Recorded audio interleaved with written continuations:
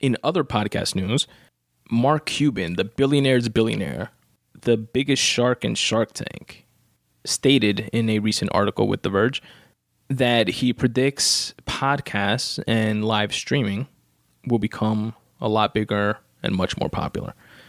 In that vein, he is co-founding Fireside with Phelan Fatemi, probably mispronouncing that, my apologies, which is an application that will allow hosts to talk to fans via live stream, monetize those conversations, and the users can record those conversations. I don't know if folks are familiar with the application Clubhouse. It's like an invite-only popular application now that I personally haven't used, but I read a description stating, imagine going into like a fun house, a clubhouse, and there's a bunch of different rooms, and in each room there's, different things going on. In this application, you go into different rooms and there's, different live conversations going on. So you can set up like a private room with your friends and just have a discussion or whatever, And they recently got $1 billion with a B dollar valuation based on a $100 million seed round. I believe those numbers are accurate. But long story short, this Fireside application is kind of like a mix between that and podcasting. And it's what Mark Cuban is investing in.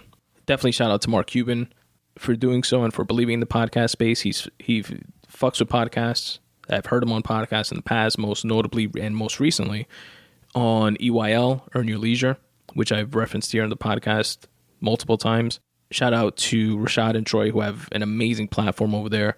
They have folks from many different walks of life, many different business backgrounds on their show. They've had Chef Kelvin on, and they break down the business of being a chef, literally from how do you price a burger at the price that's on the menu, how does that break down, and breaking down the cost of lettuce and of a full tomato, and then how many slices within the tomato, and the type of meat that you get, and then the margins usually charged on top of food, etc. Like, they do those types of breakdowns and really get into the nuts and bolts of different types of businesses that you may have not even considered as a business. Maybe like it's a business, but you never really gave it thought.